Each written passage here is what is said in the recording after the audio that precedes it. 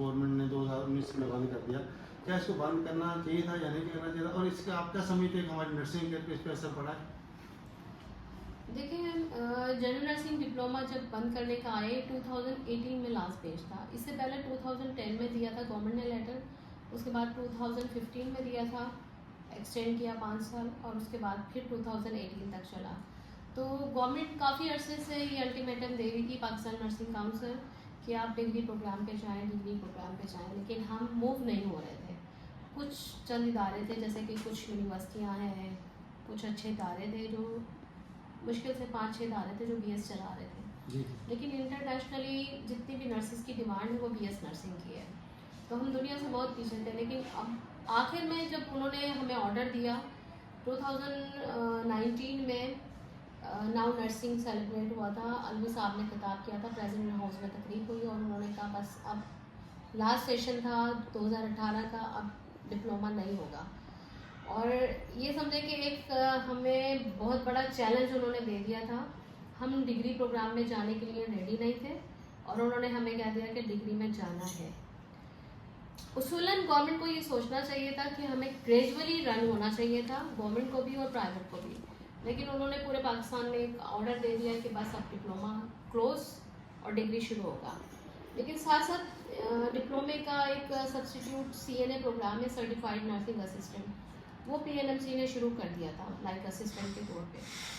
लेकिन degree programme उन्होंने start कर दिया, डिप्लोमा बिल्कुल बंद कर दिया। तो हमें जब गवर्नमेंट के ऑर्डर होते हैं तो फिर जाना पड़ता है। लेकिन इससे एक अपॉर्चुनिटी ये मिली कि हमें, चैलेंज तो बहुत बड़ा था हमारे लिए, लेकिन हमने टीचर्स की पोस्टें भी क्रिएट करवाई, एसएमई भी सेपरेट की, बजट भी किया, और पीएनसी की रिकग्निशन हमने करवाई, साथ साथ यूनिवर्सिटी की एफिलिएशन हमने करवाई। कोविड भी था, और साथ साथ मिलके आपको पता है ना 2020 के मार्च में कोविड आ गया था, और उसी दौरान पे हमारा नया एडमिशन बीएस नर्सिंग का भी हुआ। मुझे एडिशनल चार्ज भी डायरेक्टर का मिला, अल्हम्दुलिल्लाह बीएस भी हमने स्टार्ट किया। डिप्लोमा दुनिया में हर जगह चल रहा है। अब जिस तरह हम सीएनए की बात कर रहे हैं और इसकी इक्वलेंसी पे काम कर रहे हैं, तो वो यही था कि डिप्लोमा पैरेलल चलाना पड़ेगा आपको। अगर वो वाली बात है ना कि आरएन सारे अफोर्ड नहीं कर सकते, जिस तरह आर्म फोर्स है, उन्होंने बीएस नर्सिंग शुरू किया, लेकिन जो दूसरा है पीएफ वाले हैं वो सीएनए में चले गए। 300 सीट्स हैं उनकी नेवी में, और 300 सीएनए की सीट्स हैं उनकी। उन्होंने कहा आरएन नहीं शुरू कर सकते हम इतने ज़्यादा, लेकिन हमें सीएनए बनाना है। तो वो कुछ जगहों पे आपको डिप्लोमा रिक्वायर्ड होता है कि आपकी सैलरियाँ, आपका खर्चा उस लिहाज से गवर्नमेंट पे बर्डन आता है। तो वो कितना ऑफिसर ग्रेड में ले सकते हैं, क्योंकि जो बीएस है ये समझे ऑफिसर ग्रेड में जा रहा है। और 16 से 17 की बार बार मैं तो ये रिक्वेस्ट करूँगी कि इसको 17 में कर दिया जाए। इनिशियल स्टाफ नर्सेज जितने भी आए हैं बीएस के, उनको 17 में लिया जाए, और जिन्होंने कर लिया है बीएसएन उनको 17 किया जाए। मैम हम नेक्स्ट क्वेश्चन पर ही चलते हैं। आप ये बताएं कि आप सिविल हॉस्पिटल में college of nursing as principal किसी से काम कर रहे हैं। अब हमें ये बताएं कि सिविल हॉस्पिटल में कौन कौन से कोर्सेज अभी हो रहे हैं? देखिए, हमारे पास कॉलेज ऑफ नर्सिंग में बीएस नर्सिंग हो रहा है, साथ अल्हम्दुलिल्लाह हमने बहुत सक्सेसफुली इवनिंग शिफ्ट स्टार्ट कर दी है बीएस नर्सिंग की। वो जो शॉर्टेज ऑफ नर्सिस की बात हो रही थी कि हमें इतने नर्सिस बनाने हैं, तो पब्लिक सेक्टर में तमाम कॉलेजेस में इवनिंग शिफ्ट शुरू हो गया। उसके अलावा मेरे पास सर्टिफाइड नर्सिंग असिस्टेंट और कम्युनिटी मिडवाइफ ऑन ऑफ आता रहता है। इस साल में बेच हमारा एडमिशन इंडक्ट नहीं हुआ, लास्ट एग्ज़ाम दिया है उन्होंने।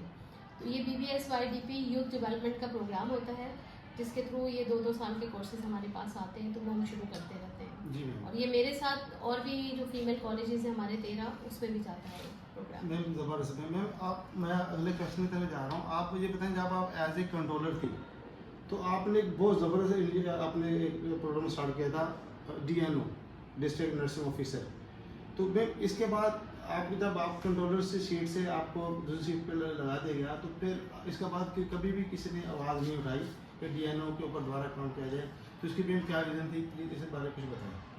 हाँ, मैं कंट्रोलर भी थी और डायरेक्टर भी थी, और ये समरी हमने पाकिस्तान नर्सिंग काउंसिल को भेजी थी, और उसमें था कि डिविजनल लेवल पे और डिस्ट्रिक्ट लेवल पे और प्राइमरी हेल्थ केयर लेवल पे, सेकेंडरी लेवल पे हमारे नर्सेज मौजूद ही नहीं हैं। बहुत बड़ा गैप है। यूनिवर्सल हेल्थ कवरेज में भी हमने ये रिक्वेस्ट दी है उनको कि आप कभी भी अचीव नहीं कर सकते UHC sustainable development goal, millennium development goal, जब तक ये नर्सिस का गैप आप फिल नहीं करेंगे। डिस्ट्रिक्ट नर्सिंग ऑफिसर अलग का शुक्र था, हमने PNMC से अप्रूव करा लिया था। Public health nurses district level पे, डिविजनल डायरेक्टर नर्सिंग। अब देखिए ना, एक हमारी प्रोविंशियल लेवल पे तो डायरेक्टोरेट है, लेकिन डिविजनल लेवल पे हमारा कोई डायरेक्टोरेट नहीं है, डिस्ट्रिक्ट लेवल पे हमारा कोई डायरेक्टोरेट नहीं है। तो उसके सब ऑर्डिनेट, जिस तरह हेल्थ केयर सिस्टम देखें आप, डॉक्टर्स का मॉडल उठा लें, PG हेल्थ सर्विसेज है तो हमारे पास डायरेक्टर नर्सिंग सर्विसेज है, उनके पास डायरेक्टर हेल्थ सर्विसेज डिविजनल का है, हमारे पास डायरेक्टर नर्सिंग डिविजनल नहीं है। जी। उनके पास DHO है, डिस्ट्रिक्ट हेल्थ ऑफिसर, हमारे पास डिस्ट्रिक्ट नर्सिंग ऑफिसर नहीं है। ये गैप अगर हम फिल नहीं करेंगे, क्योंकि उन्हीं के ऑफिस में ये पोस्टें क्रिएट होनी चाहिए, और ये जब तक एक्टिव नहीं होंगी पोस्टें, उस टाइम तक आप गैप कैसे ख़त्म करेंगे। प्राइमरी हेल्थ केयर में नहीं है, हमारे पास 126 फैसिलिटीज़ हैं। अब होता क्या है कि वहाँ जो रिमोट एरियाज़ हैं हमारे, वहाँ पर ना डॉक्टर्स हैं, पोस्टें हैं, काम नहीं करते। अब वहाँ पर वो पैरामेडिकल के लोग काम कर रहे हैं, तो आप डबल बर्डन डिजीज पे चल रहे हैं, कम्युनिकेबल भी नहीं आपकी और नॉन कम्युनिकेबल भी है। अगर ब्लड प्रेशर को कंट्रोल कर लें प्राइमरी स्टेज पे, तो कितनी डिजीज़ हैं, कितनी कॉम्प्लिकेशन है आप बचा सकते हैं। डायबिटीज़ को कंट्रोल कर लें, हेल्दी लाइफ गुजार सकते हैं, कॉम्प्लिकेशन से बच सकते हैं। और कम्युनिकेबल डिजीज़ तो अगर आप सिर्फ क्लीनिंग कर दें, वाटर साफ हो, आपका प्राइमरी हेल्थ केयर मेंटेन हो जाए, तो कम्युनिकेबल दुनिया से ख़त्म हो चुकी है, हम नहीं करवा रहे। सही कह रहे हैं। मैं बहुत शुक्रिया आपका। मेरा अगला क्वेश्चन आपके है कि ENP एडवांस नर्सिंग प्रैक्टिशनर और नर्सिंग प्रैक्टिशनर, दुनिया भर में ये प्रोग्राम लॉन्च हो चुके हैं और दुनिया भर के नर्सेज ग्रेजुएट हो रही हैं, तो पाकिस्तान में आज तक अभी तक ये क्यों नहीं स्टार्ट हो चुका मैं, और इस पर क्यों काम हो रहा है या नहीं हो रहा, प्लीज। अच्छा, इस पे मैं आपको बात करती हूँ कि पहले तो PNC में ये एक्ट में अप्रूव नहीं था, पहले ये मसला था। अभी PNMC के एक्ट में ऑल्दो की बहुत सारी खराबियां आई हैं, लेकिन एक अच्छी चीज़ जो अप्रूव आई है वो यही है कि nurse practitioner, advance nurse practitioner ये अप्रूव हो गई, नर्स क्लिनिशियंस। तो ये नर्स लेड क्लिनिक का कॉन्सेप्ट आ गया है। पायलट स्टडी डाउ यूनिवर्सिटी भी कर रहा है, डाउ यूनिवर्सिटी में नर्स लेड क्लिनिक चल रही है, ब्रेस्ट फीडिंग पे चल रही है, और आगा खान में भी चल रही है। इंशाल्लाह पहले तो अब वो वाली बात है ना कि हम डिप्लोमा से बाहर नहीं निकले थे, अभी हम डिग्री पे आ चुके हैं। अब BS नर्सिंग के बाद मास्टर्स करेंगे, एडवांस नर्स प्रैक्टिशनर कोर्स है, कोर्स भी डिज़ाइन हो चुका है इसका, जैसे कि हाइपरटेंसिव पे क्लिनिक कर सकते हैं, डायलिसिस पे कर सकते हैं, और इंटरनल जो इंटूर है, जैसे आपकी CVP एक्सपर्ट होगी, आपकी IPC एक्सपर्ट होगी, तो नर्स स्पेशलाइजेशन जो कोर्सेज है पहले भी हो रहे थे हमारे पास, लेकिन अभी उनका एक तो करिकुलम रिवाइज करने की ज़रूरत है। आफ्टर BSN जो है वो करें, और एज अ क्लिनिशियंस भी काम कर सकते हैं, एज अ नर्स प्रैक्टिशनर भी कर सकते हैं, और मास्टर्स के बाद अगर करेंगे तो इंडिपेंडेंट क्लिनिक खोल सकते हैं एडवांस नर्स प्रैक्टिशनर। तो कॉन्सेप्ट इसका आ चुका है, इसके SOPs बन चुके हैं, लेकिन फील्ड वाइज काफ़ी काम होने का भी ज़रूरत भी है। जैसे कि कुछ कोर्सेज डिज़ाइन हो चुके हैं, कुछ कोर्सेज करने की ज़रूरत है। तो पाकिस्तान नर्सिंग काउंसिल का ये डोमेन है, और आई थिंक कि वो इस पे एक्टिवली काम कर भी रही है। जो उनका एकेडमिक काउंसिल है वो काम करता है, हम भी बहुत सारी मीटिंग्स में जाते रहे हैं। अभी मिडीफ्री का भी आ रहा है, मैं अपने कॉलेज में भी प्रपोजल दे चुकी हूँ BS मिडवाइफरी स्टार्ट करने का, इंशाल्लाह होपफुली कर देंगे। साथ साथ एसोसिएट मिडवाइफ का करिकुलम जो है उस पर भी वर्कअप चल रहा है, इंशाल्लाह फाइनल हो जाएगा वो। तो हम दोनों फील्ड को लेके चल रहे हैं, मिडीफ्री फील्ड अलग है, नर्सिंग फील्ड अलग है, और बोथ को हम प्रोफेशन को लेके चलेंगे, क्योंकि मैं कहती हूँ कि मैं नर्स भी हूँ और मैं मिडवाइफ भी हूँ, और मैं पब्लिक हेल्थ प्रैक्टिशनर भी हूँ, क्योंकि मैंने पब्लिक हेल्थ किया है। तो प्राइमरी हेल्थ केयर जो है, हम कहते हैं ना प्रिवेंशन बेटर देन केयर, तो प्रिवेंशन पे काम करने की बहुत ज़रूरत है, और नर्सिस का बहुत इंपॉर्टेंट रोल है इसके अंदर। अच्छा, मैं अपनी आखिरी क्वेश्चन तरफ चलता हूँ। आप हमें बताएं, जो लोग पूरी दुनिया में नर्सेज के उतनी तादाद नहीं है जितनी हमारी ज़रूरत है, और आप क्या कहते हैं जो नर्सिंग फील्ड में आना चाहते हैं, और उनको आप क्या मशवरा देती हैं कि नर्सिंग फील्ड को ज्वाइन करना चाहिए? और एक ज़बरदस्त मैसेज के साथ हम अपने इंटरव्यू का अख्ताम करेंगे। मैम, आपने मुझे बहुत ज़्यादा टाइम दिया, प्लीज़ इसके बारे में कुछ बताएं। देखिए, नर्सिस का बहुत, मैं ये कहती हूँ कि ब्राइट फ्यूचर है, बहुत डिमांड है, 100% जॉब सिक्योरिटी है उनकी, और साथ साथ डेफिनेटली लैंग्वेज जो है वो बहुत ज़रूरी है। अब जैसे मेरे पास इंग्लिश लैंग्वेज के टीचर मैंने अलग से रखे हैं, और मैं सबको रिक्वेस्ट करूँगी कि ये लैंग्वेज गैप जो है ये ख़त्म करें। अगर आगा खान की नर्सेज बाहर जा रही हैं और 100% चली जाती हैं, तो उसमें कौन सी चीज़ें हैं ऐसी। हमारे पास कॉम्पिटेंसी है, नॉलेज है, स्किल्स हैं, बहुत सब कुछ है। सिर्फ एक हमारा गैप है कम्युनिकेशन गैप, इंग्लिश लैंग्वेज का। इंग्लिश लैंग्वेज करें, फ्रेंच करें, जापानीज़ करें, जितनी जो कोर्स कर सकते हैं ना लैंग्वेज के, वो आप करें और आपको दुनिया में बहुत अपॉर्चुनिटी है। अल्हम्दुलिल्लाह मिनिस्ट्री ऑफ हेल्थ ने अभी एनक्लेक्स की ट्रेनिंग फ्री स्टार्ट की है और बहुत सारे हमारे पीएचडी जो मास्टर्स फैकल्टी हैं वो माशाल्लाह मौजूद हैं उसके अंदर, जो फ्री ट्रेनिंग दे रहे हैं। ऑनलाइन फॉर्म मौजूद है, उसको फिलअप करें, एडमिशन लें, एनक्लेक्स करें, टोफल करें, आइट्स करें और बहुत अपॉर्चुनिटी है। पूरी दुनिया में जाएं, गल्फ कंट्रीज़ में जाएं, इतनी अच्छी डिमांड, इतनी अच्छी सैलरी। ये समझें कि पाकिस्तान का रेवेन्यू जनरेट होगा। हम कहते हैं पाकिस्तान में 10 लाख नर्सिस की शॉर्टेज है और इंटरनेशनली भी शॉर्टेज है, तो पाकिस्तान में भी काम मिलेगा आपको और इंटरनेशनली भी एक्सपोजर आपको मिलेगा। बहुत अच्छा सा अपने फैमिलीज़ को आप सपोर्ट कर सकते हैं, पाकिस्तान का रेवेन्यू जनरेट कर सकते हैं। तो नर्सिंग प्रोफेशन जो है ये समझे कि बेहतरीन प्रोफेशन है, ऑनेस्टी में भी नंबर 1 पे है दुनिया में।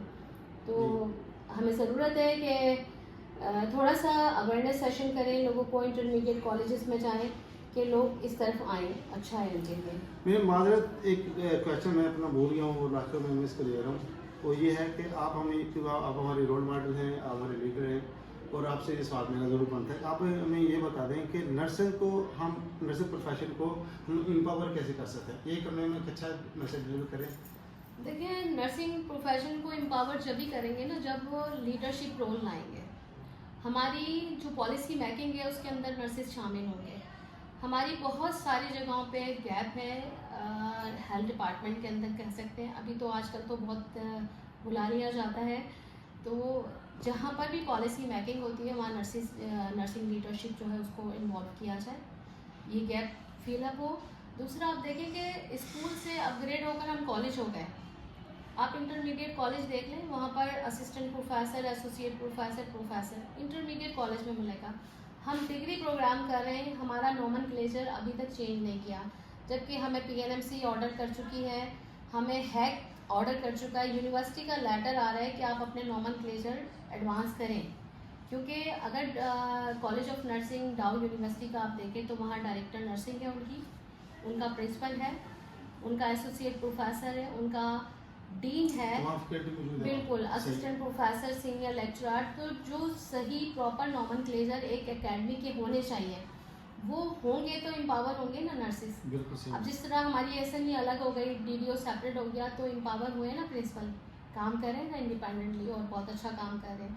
और जो काफ़ी सालों से, जिस तरह मेरा एमएलआर फंड आ गया तो अल्लाह का शुक्र है मेरा कॉलेज बन रहा है और मैं खुद क्राई करती हूँ, जाती हूँ, डिपार्टमेंट में जा रही हूँ और चीज़ें करवा रही हूँ, तो हमें एक डायरेक्ट अपॉर्चुनिटी है।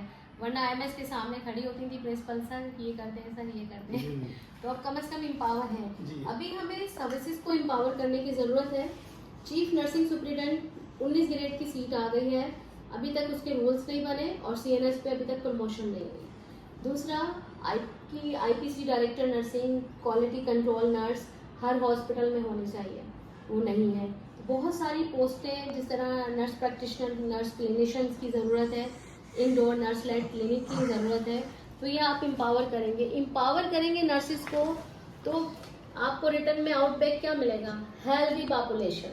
तो हेल्दी पॉपुलेशन चाहते हैं तो नर्सिस को एम्पावर करें, उनकी पोस्टें बढ़ाएं, जॉब क्रिएट करें। और जॉब क्रिएट करने की ज़रूरत है, हमें सिर्फ क्वांटिटी बढ़ाने की ज़रूरत नहीं है, क्वालिटी मेंटेन करने की ज़रूरत है। बिल्कुल सही।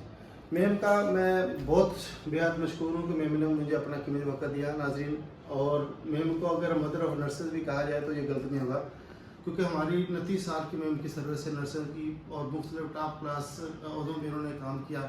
और मेरी बड़ी खुशकिस्मती है कि मैं आज इनके सामने बैठा हूँ और मैंने एक पूरी डॉक्यूमेंट्री इनके ऊपर बनाऊँगा इंशाल्लाह। मैं अपने सीनियर और जूनियर नर्सेज से रिक्वेस्ट करूँगा कि वो हमें हमारे चैनल को प्राउड एज ए नर्स के चैनल को ज्वाइन करें और हमारी टीम का हिस्सा बने। और जिन लोगों ने हमें ज्वाइन किया है उनका हम बेहद मशहूर हैं कि उनका हम बहुत शुक्रगुजार हैं कि उन्होंने हमें ज्वाइन किया, और जिन्होंने हमें ज्वाइन नहीं किया उनसे हम रिक्वेस्ट करें कि वो हमारे चैनल को ज्वाइन करें।